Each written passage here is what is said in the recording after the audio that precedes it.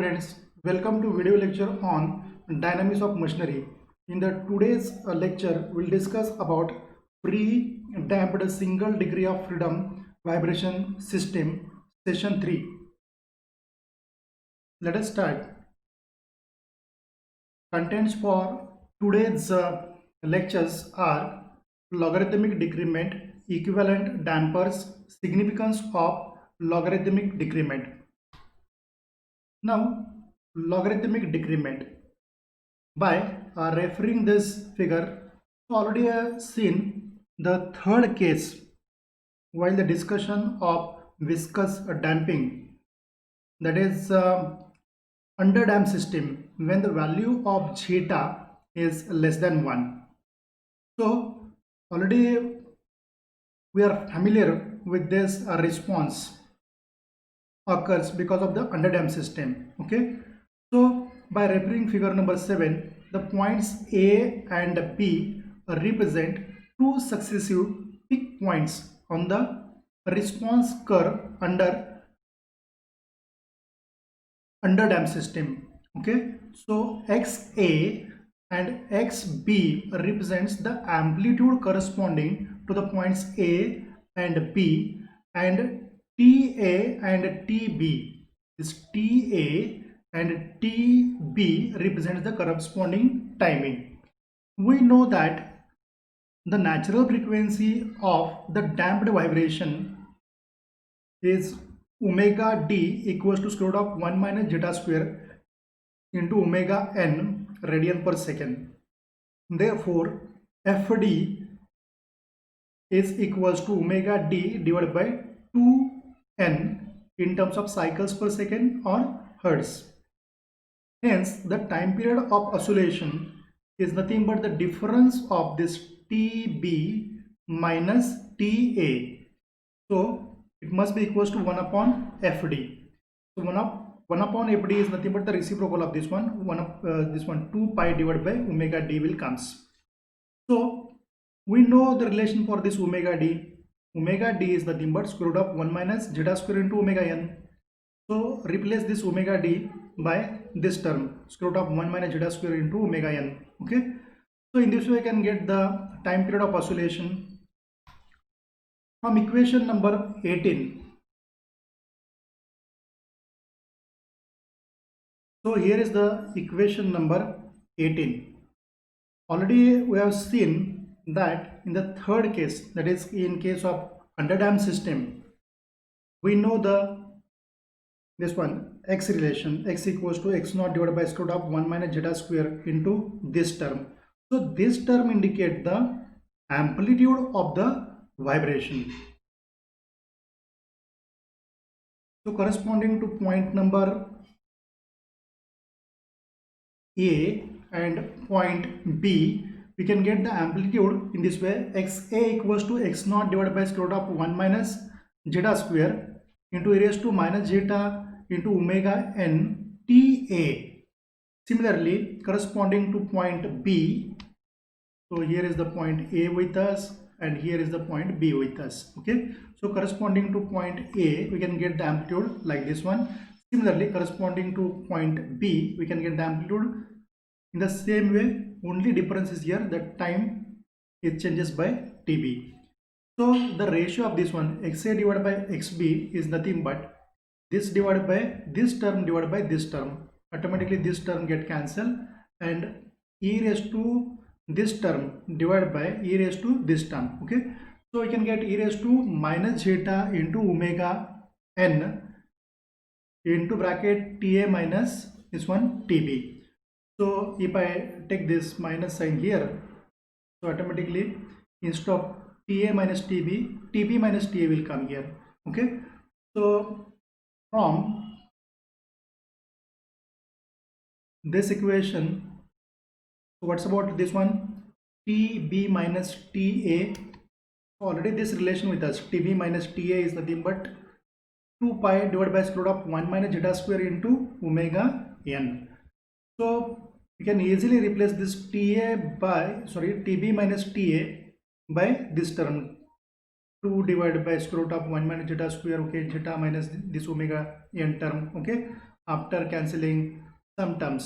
Okay, this one 2 pi is tb minus ta. For this one we can just put in this term 2 pi into square root of 1 minus zeta square into omega n. After that omega n get cancelled and just see the remaining term. Okay, so you can get this one xa divided by xb equals to e raised to 2 pi zeta divided by square root of 1 minus zeta square. So if we take the log from both the side, so what we get, log to the base e xa divided by xb. So automatically here if we take the log of this term, automatically this term comes here. So 2 pi into zeta divided by square root of 1 minus zeta square will remain. Okay, so in the next step, this is called a logarithmic decrement. It is defined as the logarithmic value of the ratio of two successive amplitudes of an underdamped oscillation. It is normally denoted by delta. So if you just look towards this term, log to the base e xa divided by xb, you can indicate this term by delta, like this one. Delta equals to log to the base e xa divided by xb equals to 2 pi into zeta divided by square root of 1 minus zeta square. Next equation. This indicates that the ratio of any two successive amplitudes of an underdamped system is constant and is a function of damping ratio of the system. So for the smaller values of this zeta, automatically this term get vanished and delta is approximately equals to 2 pi into zeta. If x naught represents the amplitude at a particular peak and xn represents the amplitude after n cycles, then the logarithmic decrement delta is nothing but x naught divided by this one xn. For the first one you can just say x1, for the next one x2, x3. Okay, for the last what will actually come here, log to the base a x n minus 1, okay, divided by xn. So in this way you can get the entire series. Okay, so n into delta is nothing but log to the base e x naught divided by x1 multiplied by next term, next term, next term. Okay, in this way, so middle term get cancels. Okay, middle term get cancelled, and see here delta is nothing but, so n goes in denominator. Okay, so 1 upon n log to the base e x naught divided by xn will come. So this is the relation for logarithmic decrement.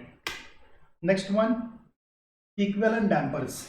So in many applications, just like springs, damper can be arranged in series or parallel. For analysis, it is necessary to find the equivalent damping coefficient of the arrangement. Now see here, the dampers are connected in the series, just like the springs connected in the series. Already I have seen that case. Okay, if the system is subjected to an axial load like this one, then this load acting on this damper and this damper, the same load, okay, is acting. So F is nothing but here whatever the damping force offered or get from this first damper is nothing but C1 into its velocity. So C1 x1 dot equals to C2 x2 dot. Okay, in this way it will come. So what's about the equivalent? So if you just say the equivalent damping coefficient for this one, you can just represent like this one, equivalent damping coefficient multiplied by x single dot.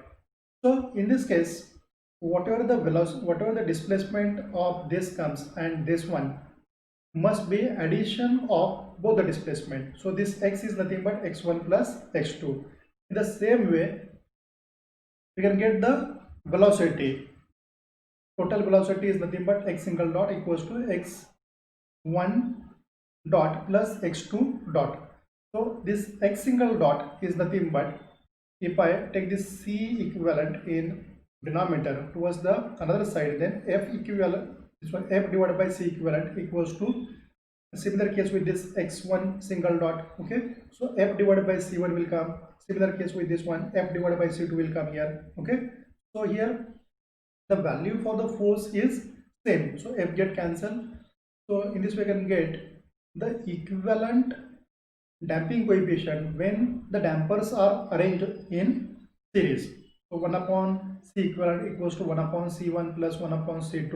Okay, in a similar way already we have seen in case of springs. Okay, when in the next case when the dampers are connected in the parallel, now the load is distributed on this damper and this damper. Okay, so the total load is nothing but, or total force is nothing but, addition of force by this damper and force by this damper. So in this way I can get the relation F equals to C1 into x1 sorry x single dot plus x2 single dot, as this one x displacement will remain the same for this case and this one. Okay, so that's why the suffix x1 and x2 is not given here. So in this way you can get F equals to C1 plus C2 into x single dot. So what's about this C1 plus C2? C1 plus C2, in this way you can get the C equivalent. Okay, so F equals to C equivalent into x single dot. So what's about this C equivalent?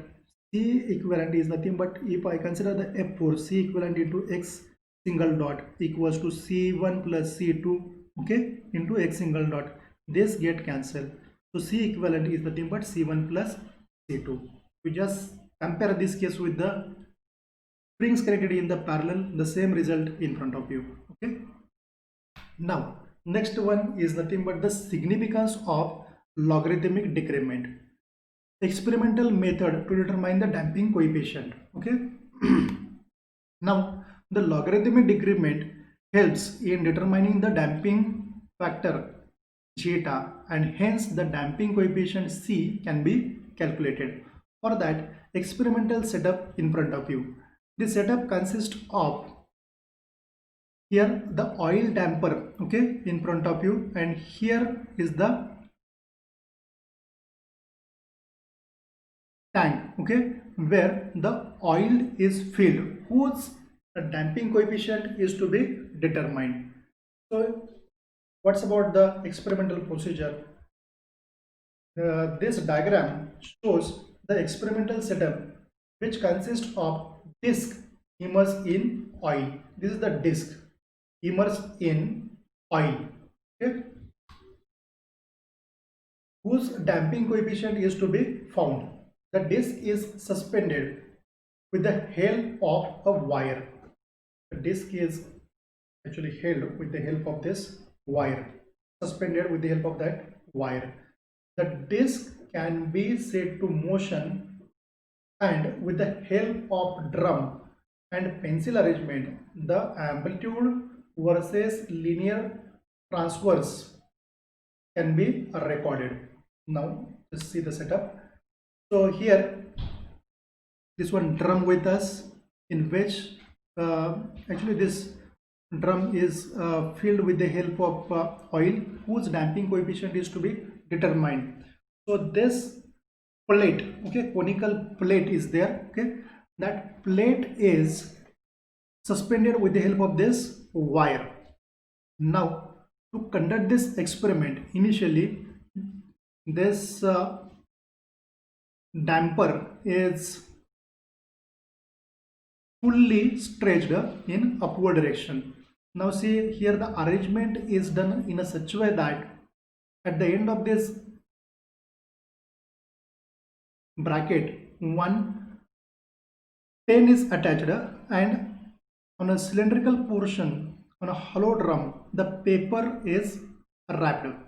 Okay, when the circular motion is given for this plate, the transverse motion is given for this one, means this damper is just left in downward direction. This will move in downward direction, at the same time this will start moves in oscillatory way. Okay, means we can get the graph like this one. Okay, so initially we can found the displacement a larger one. Okay, and if you just say at last that amplitude get vanish. Now, a typical plot as shown in figure by measuring this one x1 and x2 values and using the logarithmic decrement delta can be found in this way. Delta equals to log to the base e x1 by x2. Now we know one more relation for this delta. Delta equals to 2 pi into zeta divided by square root of 1 minus zeta square in this way. Now squaring both the side, we can get this relation. Delta square equals to 4 pi square into zeta square divided by 1 minus zeta square. Okay, in this way, after rearrangement, we can get the value of zeta in terms of delta like this one. So this relation is very important one. Once the value for the zeta with us, easily you can get the value for logarithmic decrement.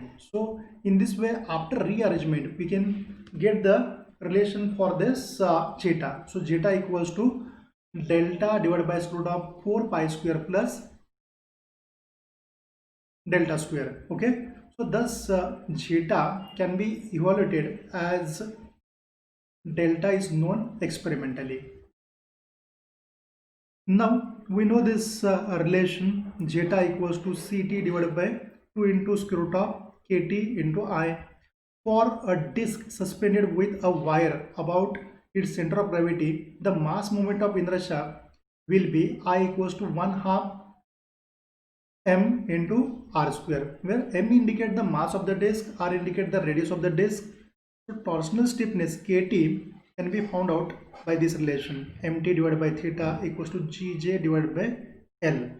Already we have seen this relation in previous topic. Okay, so here g is nothing but the modulus of rigidity, j is nothing but the polar moment of inertia, L is nothing but the length of the wire.